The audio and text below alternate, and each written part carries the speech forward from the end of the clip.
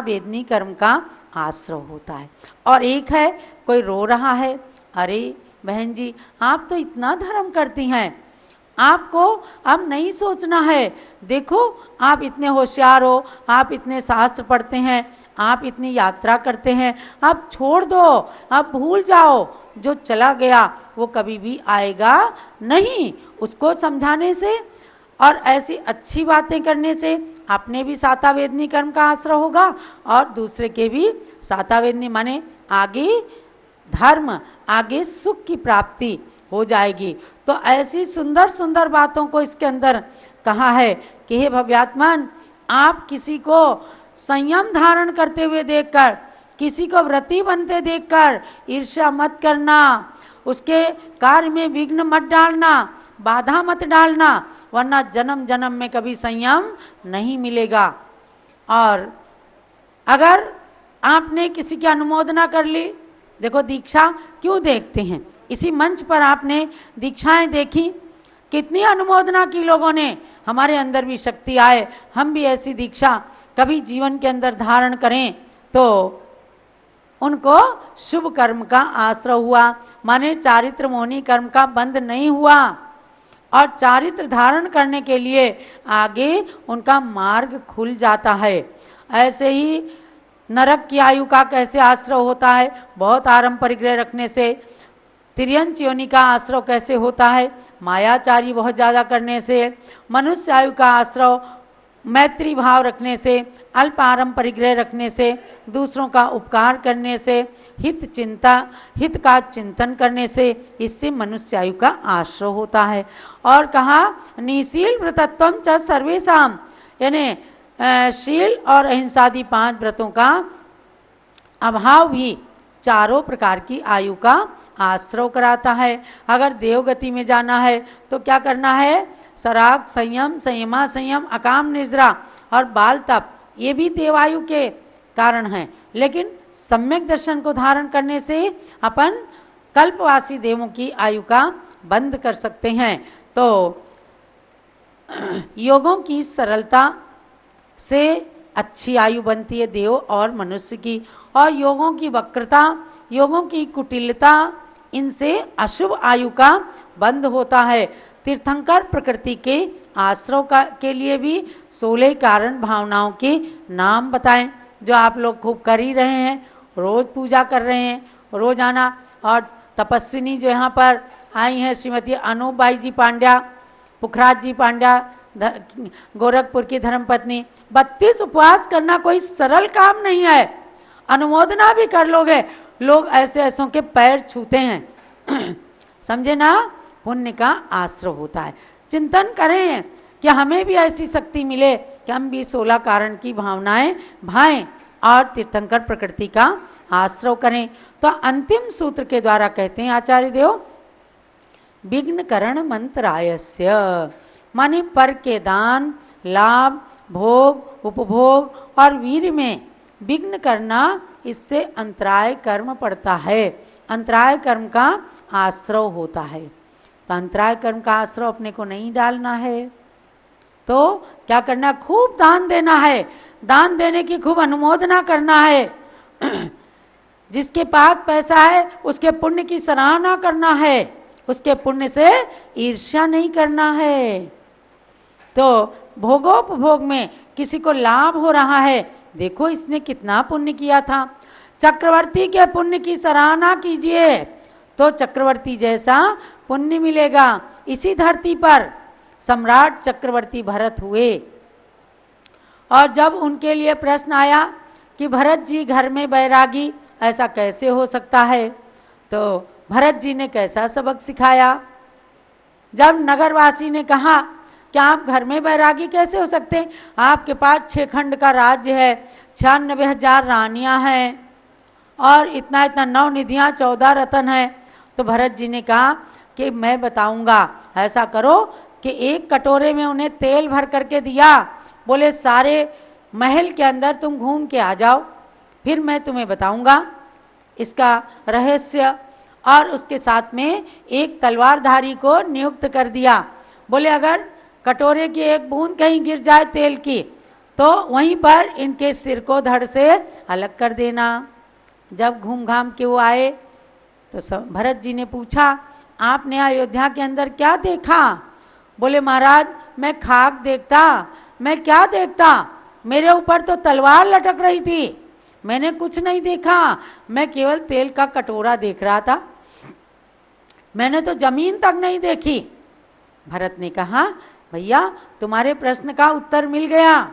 जैसे तुम तेल का कटोरा देख रहे थे क्योंकि तलवार लटक रही थी मस्तक पर, ऐसे ही मैं भी आत्मा में अपने तेल के धन के, आत्मा रूपी धन के कटोरे को देख रहा था। यह अमृत का कटोरा है क्योंकि काल की तलवार मेरे मस्तक पर लटक रही है। तो मैं 6 खंड के राज्य के बीच में भी मैं हमेशा आत्मचिंतन करता हूँ। तब जय जयकारा करते हुए वो चला गया नगरवासी, और उसने कहा, वास्तव में भरत जी घर में वैरागी, उन्होंने, यह भूमि ऐसी है जो असलियत को, वास्तविकता को बताती है। यह भूमि है जहाँ से प्रजा ने सीता के चरित्र पर आक्षेप लगाया तो सीता ने अग्नि परीक्षा दे करके और अग्नि को जल का सरोवर बना दिया। तो महानुभाव, ऐसी धरती पर बैठ करके अच्छी अच्छी बातें, अच्छे लोगों की प्रशंसा करना और आगे के लिए खूब शुभ कर्म का आश्रय करना। एक प्रकार से आपको आश्रय के प्रकरण में 6 अध्याय मैंने आज सुनाई है। 27 के 27 सूत्र का अर्थ तो मैंने नहीं किया, लेकिन भाव जरूर बता दिया है कि हमें अंतराय कर्म का भी बंद नहीं करना है, हमें नीच कुल में भी नहीं जाना है, नीच गोत्र का भी आश्रय नहीं करना है। तो दूसरों की प्रशंसा करें, हमें हमेशा दूसरों के गुणों में अनुराग करें। किसी किसी की आदत होती, प्रकृति स्वभाव होता है कि पर के गुणों में भी दोष ढूंढना और अपने दोषों को भी गुण रूप में प्रकट करना। इससे क्या होता है? नीच गोत्र का आश्रय होता है। आप कहीं प्रोजेक्ट हो सकते हैं, अपने अंदर गुणों को नहीं होते हुए भी अपनी प्रशंसा करके, लेकिन आगे का जन्म बिगड़ जाएगा। दूसरे का थोड़ा सा कुछ जो है सामने भले ही उसको कष्ट हो जाए या दूसरा उसको झूठी निंदा के कारण अपवाद में डाल दे, जैसे सीता जी को हो गया।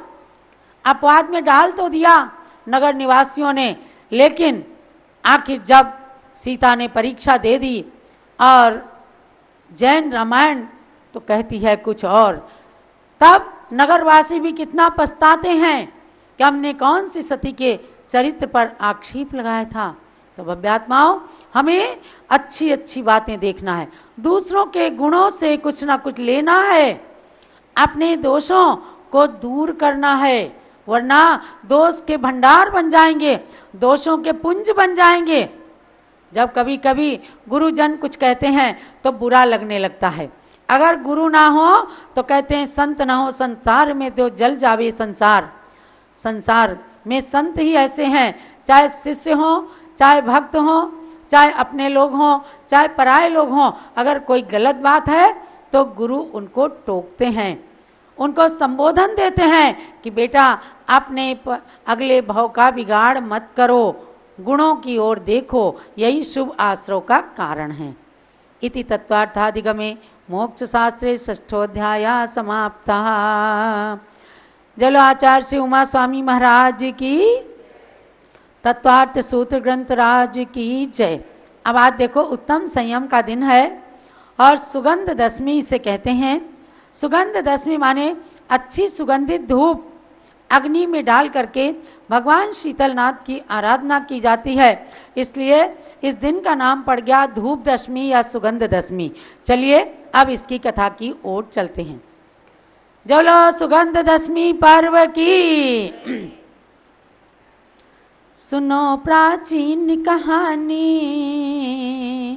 सुगंध दशमी की कहानी। भव्यात्माओं बड़ी शांति से सुनो प्राचीन कहानी, सुगंध दशमी की कहानी। भव्यात्माओं बड़ी शांति से।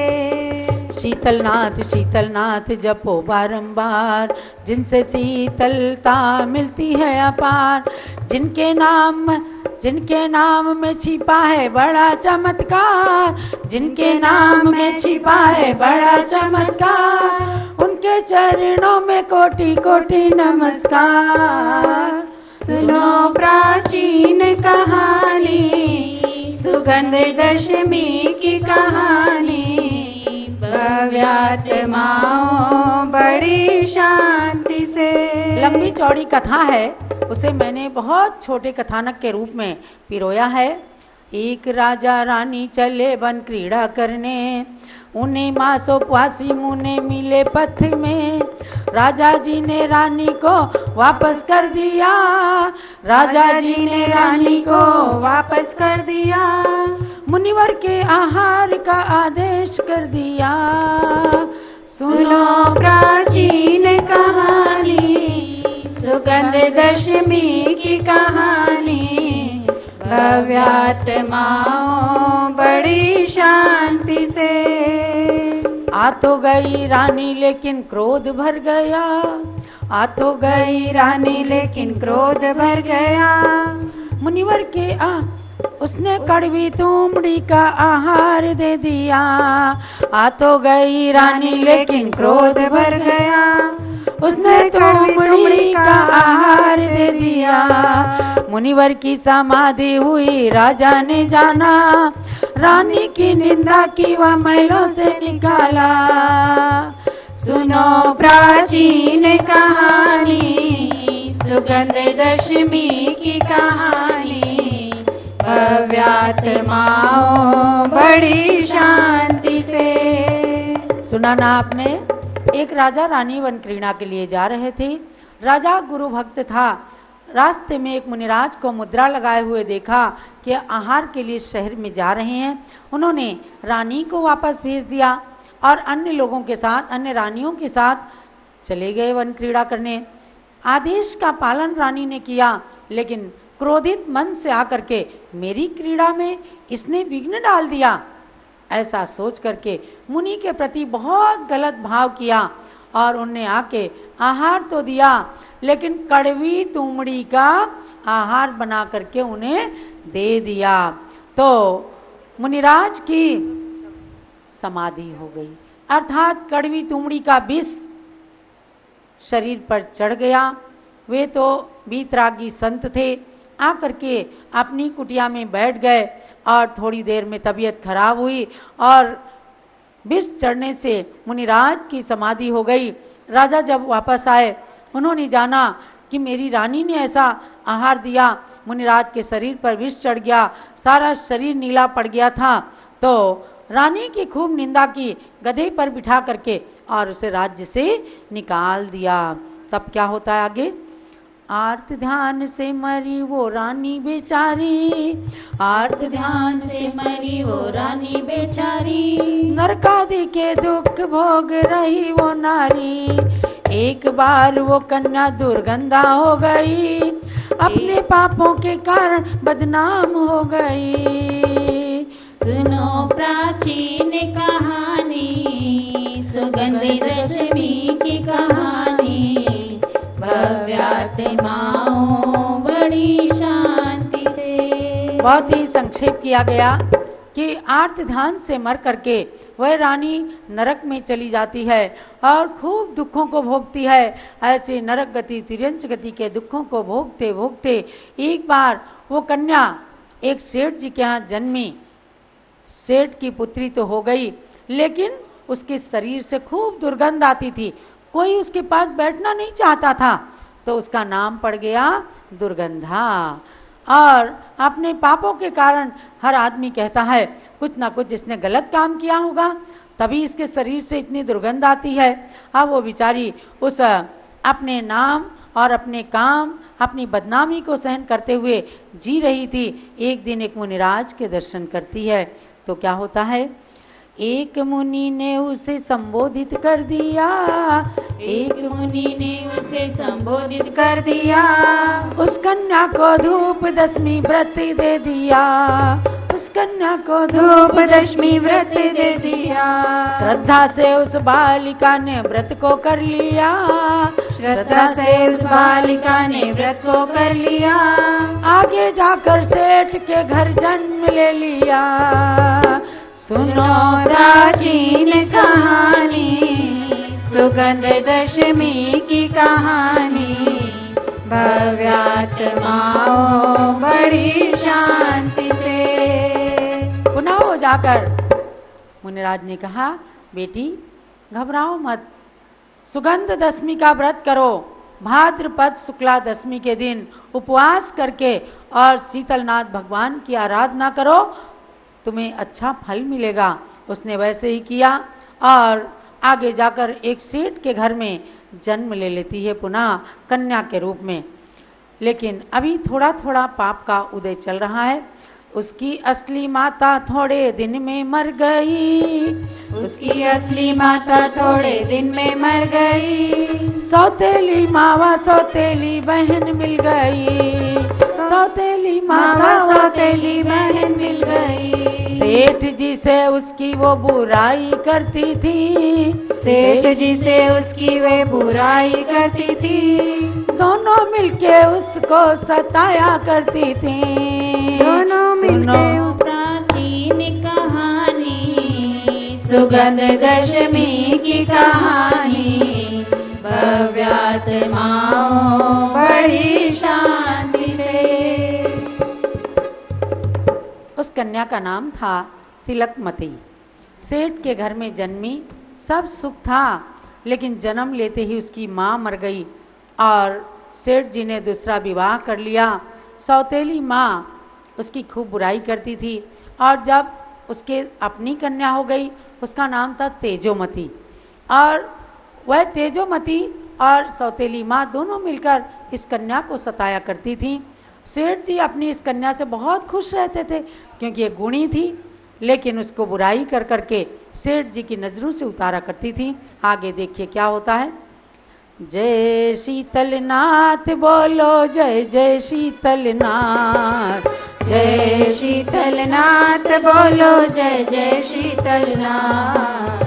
जय शीतलनाथ बोलो, जय जय शीतलनाथ। सुगंध दशमी व्रत की कथा है इसमें एक कन्या की व्यथा है। इसमें एक कन्या की व्यथा।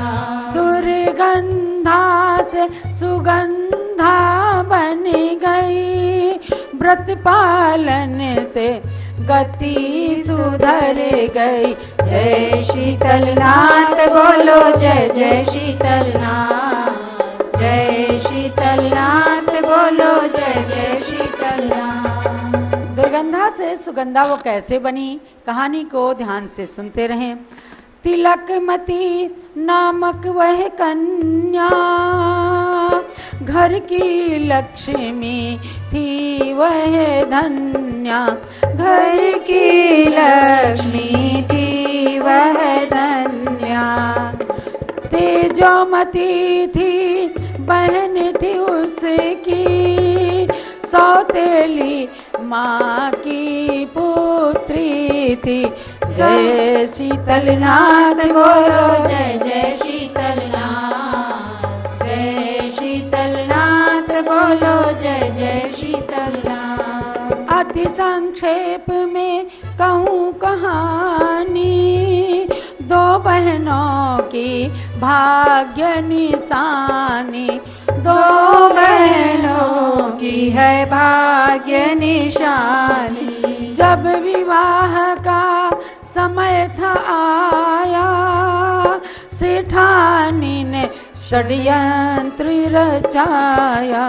सेठानी ने षड्यंत्र रचाया। जय शीतलनाथ बोलो, जय जय शीतलनाथ।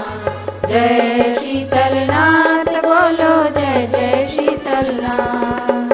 एक अच्छे युवक के साथ सेठ जी ने तिलकमती के विवाह का संबंध रचाया और जरूरी काम से उन्हें बाहर जाना पड़ा। अपनी सेठानी से कह गए कि आप इसे शुभ मुहूर्त में इसकी शादी कर देना। इधर सेठानी तो तिलकमती के पुण्य से परेशान तो थी, उसने षड्यंत्र रचा और विवाह के दिन उसने क्या किया कि अपनी बेटी जो तेजोमती थी उसको विवाह के मंडप में बिठा दिया और तिलकमती को शमशान में भेज दिया।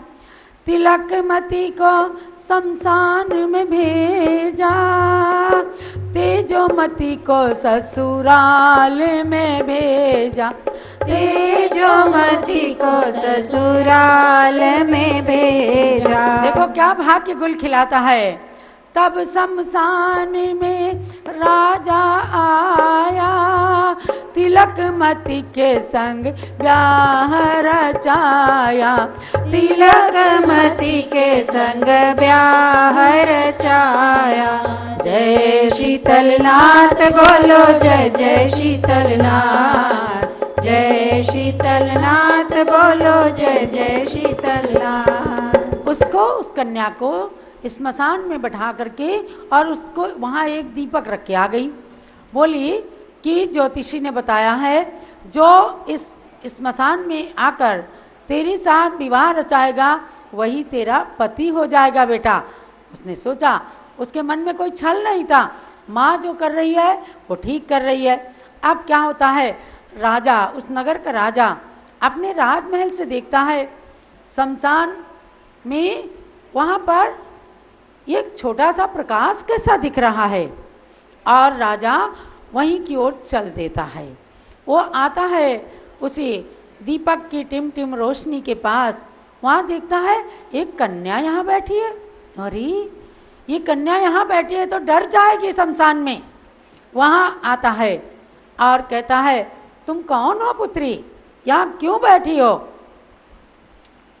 तो तिलकमती कहती है कि मैं नहीं जानती, मेरी माँ ने यहाँ भेजा है और मुझे कहा है कि जो यहाँ आएगा तेरे हाल चाल पूछेगा वही तेरा पति होगा। तब आप मेरे पति हैं, आप रात में आए हैं, आप ही मेरे पति हैं। वो क्या जाने राजा है रंक है कौन है, वो तो अपने भाग्य की परीक्षा कर रही है और माँ के वचनों की रक्षा कर रही है। तो राजा ने कहा अच्छा, सुंदर सी कन्या देखी। राजा ने कहा ठीक है, आप हमारी पत्नी हुई और वहीं पर विवाह की रस्म एक तरह से कर देता है। राजा उसे रानी के रूप में स्वीकार कर लेता है। लेकिन कन्या कहती है कि मुझे तो सुबह अपने घर भी जाना है और माँ को उत्तर भी देना है। तो अब क्या होता है आगे, सेठानी षड्यंत्रकारिणी तिलकमती को कहे दुराचारिणी, तिलकमती को कहे दुराचारिणी। किंतु सच्चाई सामने आई, तिलकमती ने प्रशंसा पाई, तिलकमती ने प्रशंसा पाई। जय शीतलनाथ बोलो जय जय शीतलनाथ, जय शीतलनाथ बोलो जय जय शीतलनाथ। बड़ी रोचक कहानी है, रोमांचक हृदय विदारक कहानी है कि वो कहती है कि मैं माँ के पास जाऊंगी, क्या कहूँगी कि मेरा पति कैसा है। तो राजा उसे सोने की ऊपर मूठ लगी हुई 2 झाड़ू दे देता है और कहता है इसे तुम घर में ले जाओ और कहना कि ये हमें दिया है और मैंने अपने पति का चयन कर लिया है। वो आती है बताती है तो सेठानी कहती है ये तो दुराचारणी है, इसने पता नहीं कहाँ से क्या कर लिया और ये सोने की मूठ वाली झाड़ू लेकर आई, कहीं से चुरा करके लाई है। और एकदम सेठ जी आते हैं, उसके दुराचार की बात सेठानी कहती है तेरी पुत्री जो है, सेठ जी जो आपकी ये पुत्री है ये व्यभिचारिणी है, पता नहीं किसको वरण करके आई है, दिखाती भी नहीं है, बताती भी नहीं है, इसके वर का निर्णय कैसे किया जाए। कथा में लिखा हुआ है कि सेठ जी ने एक भोज रचाया उसके पति का चयन करने के लिए, हर नगर निवासी के पास ढिंडोरा पिटवाया, आज सेठ जी के घर में भोज है और वह कन्या अपने पति का वहाँ पर चयन करेगी, माने पहचान बनाएगी कि किसने विवाह किया है मेरी कन्या के साथ। तो जब भोज होता है तो वहाँ पर उससे पूछा जाता है कि कौन है इनमें से तेरा पति। वो कन्या लज्जावती थी, सिर उघाड़ करके नहीं चलती थी। उसने कहा मैंने मुख नहीं देखा है, मैंने चरणों से पहचाना है। मैं अपने पति के चरणों को पहचानती हूँ, क्योंकि वहाँ पर मैंने अपने पति के चरण धोए थे। तो सबके चरण धोते धोते बोले कि भाई पहचान करो। सबके चरण धोते धोते राजा के पास आ गई और उसने जैसे उनके चरणों का स्पर्श किया, बोले ये मेरे पति हैं। और राजा ने कहा कि ये मेरी पत्नी है। और वहाँ चाहे सेठानी ने कितना षड्यंत्र रचा, दुराचारणी कहती रही राजा इसका पति हो सकता है, लेकिन राजा ने कहा हाँ मैं इसका पति हूँ और मैंने जाकर इस स्मशान से इस कन्या के साथ ब्याह रचाया है।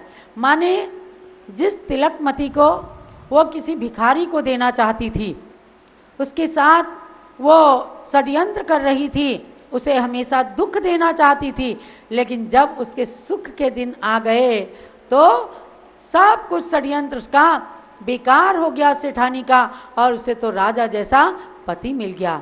तो महानुभाव बहनों, प्यारे भाइयों, देखो एक मुनि के साथ उसने षड्यंत्र किया। जब कड़वी तुमड़ी का आहार कराया तो दुर्गंधा बन गई, और एक मुनिराज से ही उसने अपने पापों का, अपने दुख का निवारण का कारण पूछा। तब मुनिराज ने उसे धूप दशमी का व्रत बताया तो दुर्गंधा से सुगंधा बन गई। गुरुओं का कितना बड़ा उपकार होता है जीवन पर। तो बंधुओं और प्यारी बहनों, आप सब इसका सार जानें। सुगंध दशमी व्रत को, सुगंध दशमी व्रत को ग्रहण सभी तुम कर लो। सुगंध दशमी व्रत को, सुगंध दशमी व्रत को, सुगंध दशमी व्रत को, सुगंध दशमी व्रत को ग्रहण करो सब मिलके। सुगंध दशमी व्रत को, सुगंध दशमी व्रत को, भादो शुक्ला दशमी को यही पावन व्रत आता है। भादो शुक्ला दशमी को यह पावन व्रत आता है। उपवास या एकासन से इस व्रत को किया जाता है। उपवास या एकासन से इस व्रत को किया जाता है। 10 वर्षों तक व्रत करके उद्यापन विधिवत कर लो। सुगंध दशमी व्रत को, सुगंध दशमी व्रत को ग्रहण सभी तुम कर लो। सुगंध दशमी व्रत को, सुगंध दशमी व्रत को। व्रत में शीतलनाथ प्रभु का अभिषेक व पूजन कर लो। व्रत में शीतलनाथ प्रभु का अभिषेक व पूजन कर लो। धूप घटों में धूप जलाकर मन को सुगंधित कर लो। धूप घटों में धूप जलाकर मन को सुगंधित कर लो। 10 सौभाग्यवती को माला पहना कर 10 फल दो। सुगंध दशमी व्रत को, सुगंध दशमी व्रत को ग्रहण सभी तुम कर लो। सुगंध दशमी व्रत को, सुगंध दशमी व्रत को। अर्थात भादो शुक्ला दशमी आज की तिथि में जो इस व्रत को ग्रहण करते हैं और 10 साल तक इस व्रत को उपवास एकासन आदि के द्वारा करते हैं, उसके पश्चात 10 लोगों को, 10 सौभाग्यवती महिलाओं को हमने इस अवध प्रांत के अंदर देखा है। क्यों कामनी? सुगंध दशमी के दिन हर व्रत के अंदर सौभाग्यवती महिलाएं 10 माला लेकर के और 100 फल लेकर के जाती हैं घर घर में, माने 10 घरों में जहाँ सुहागन महिलाएं होती हैं उनको माला पहनाती हैं, उनके टिक्की लगाती हैं, बिंदी, उनकी मांग में सिंदूर भरती हैं और 10 फल उनकी गोद में दे करके आती हैं। ये सुगंध दशमी का व्रत है। ये हमने और जगह तो नहीं देखा, अवध प्रांत में जरूर देखा है। और उसके बाद जब 10 साल पूरे हो जाते हैं तो बहुत बड़ा उद्यापन करते हैं। शीतलनाथ भगवान का विधान, मंदिर में 10 धूप घट, आप यहाँ जो मंदिर के अंदर आज आप धूप घट आपने देखा है ना, पीतल का धूप घट, जिसके अंदर बीच में एक बड़ा घड़ा है और 9 घड़े उसमें छोटे छोटे हैं। इसको भी अवध प्रांत की ही श्रीमती सुषमा जैन, सुभाष चंद्र की धर्मपत्नी, जो हर बार यहाँ 16 कारण करने आती थी, इस बार उनके पूरे हो गए तो नहीं आई। उन्होंने सुगंध दशमी व्रत के उद्यापन में ही इस 10 मुख के घड़े का उद्यापन करके और हस्तिनापुर में जम्बूद्वीप में इसको दान में दिया था। वहीं से घड़ा मंगा करके रखा गया है। आप सब लोग भी जब सुगंध दशमी व्रत करो तो इस प्रकार से करो। ये बहुत ही प्रभावनाकारी व्रत है और खूब सुगंधित शरीर और आत्मा को सुगंध प्रदान करने वाला है। गणिनी प्रमुख ज्ञानमती माता की शिष्या चंदनामती, गणिनी प्रमुख ज्ञानमती माता की शिष्या चंदनामती। भादों सुदी दशमी को ये संक्षिप्त कथा मुंबई में लिखी, भादों सुदी दशमी को यह संक्षिप्त कथा मुंबई में लिखी। वीर संवत 2543 दिन गुरुवार समझो सुगंध दशमी व्रत को, सुगंध दशमी व्रत को ग्रहण सभी तुम कर लो। सुगंध दशमी व्रत को, सुगंध दशमी व्रत को। सन 2017 में मुंबई के अंदर पूज्य माता का चातुर्मास हुआ। वहीं पर भांडुप के जैनम हॉल के अंदर 24 कल्प ध्रुव मंडल विधान का आयोजन चल रहा था। वीर निर्वाण संवत 2543 यानी आज से 7 साल पहले 2017 में मन में भावना आई कि लंबी लंबी कथाओं में लोग ऊँघने लगते हैं, नींद आने लगती है। छोटी सी सार रूप में सुगंध दशमी की कथा लिखी जाए। पूज्य गण्य ज्ञानमती माता की प्रेरणा मिली और इस कथा को हमने लिखा। तो आज उसी कथा को आपके सामने हमने प्रस्तुत किया। ये सुगंध दशमी की कथा, सुगंध दशमी का व्रत आप सबके लिए, हमारे लिए बहुत ही मंगलकारी हो। और मुझे तो सुगंध दशमी के दिन विशेष आनंद की अनुभूति होती है। हम जब बचपन में थे तो सुगंध दशमी के दिन लड़कियां नए नए कपड़े पहनती थीं और नए नए अच्छे अच्छे कपड़े पहन करके और मंदिर में जा करके शाम के टाइम, वहाँ आज भी परंपरा है, शाम को मंदिर के आंगन में खूब बड़ा सारा धूप घट रखा जाता है और शीतलनाथ भगवान की जयमाला पढ़ते हुए धूप खेते हैं। वह बड़ा रोचक दिन होता है। और कुछ ऐसा संयोग रहा कि सुगंध दशमी के दिन सन 1971 में जब हमारे ये भाई साहब जो बैठे हैं, मैं माधुरी के रूप में थी और ये चौका लगाने के लिए अजमेर गए हुए थे, अजमेर राजस्थान। हमारी माँ भी जीवित हुआ करती थी, मोहिनी माँ।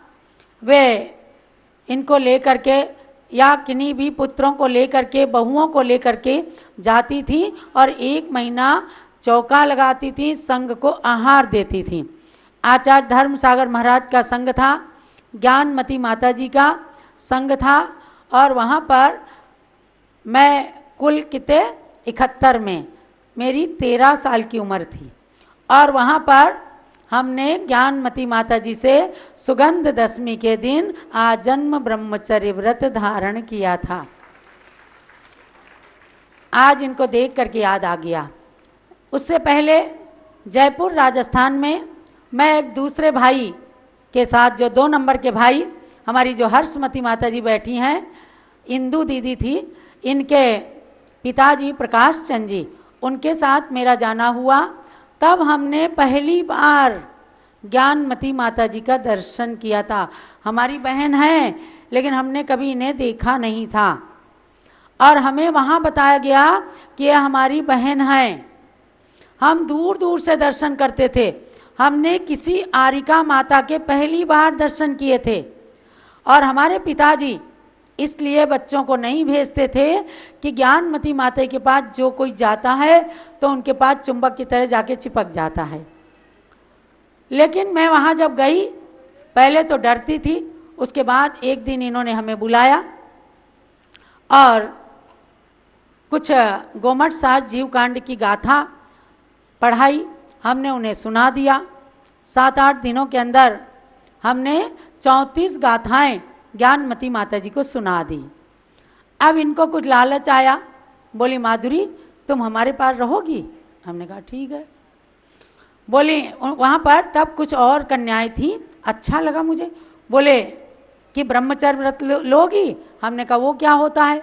बोले शादी नहीं करना, संग में रहना, पढ़ाई करना। भाई 11 साल की उम्र थी, क्या जाने बच्ची। तो तब मुझे 25 अक्टूबर 1969 में इन्होंने 2 वर्ष का ब्रह्मचर्य व्रत दे दिया था, जो हमने घर में कभी किसी को नहीं बताया था, केवल मेरी डायरी के अंदर लिखा हुआ था, क्योंकि 11 साल में किसी को बताने से फायदा भी क्या था। और उसके बाद में अजमेर के अंदर धूप दशमी के अंदर मैंने आजन्म ब्रह्मचर्य व्रत ग्रहण किया, अर्थात 55 साल से मुझे ज्ञानमती माता जी के पास में रहते हुए अपने जीवन को सुगंधित सुवासित करने का सौभाग्य मिला। इसलिए सुगंध दशमी के दिन से मेरा विशेष लगाव हो गया है। जैसे कहते हैं ना, मेरी आप तुमसे डोर बंध गई, तो सुगंध दशमी से और शीतलनाथ भगवान से हमारी डोर बंधी हुई है। और मेरी नहीं, शीतलनाथ भगवान से ज्ञानमती माता जी की भी डोर बंधी है, क्योंकि टिकैत नगर के अंदर शीतलनाथ भगवान की प्रतिमा है, जिनके गंधोदक से ज्ञानमती माता जी ने मैना के रूप में अपने 2 छोटे भाइयों की बहुत बड़ी बीमारी दूर की थी। महामारी का रोग फैल गया था पूरे नगर के अंदर, लोग इधर उधर जाते थे, चलो शीतला माता फलाना।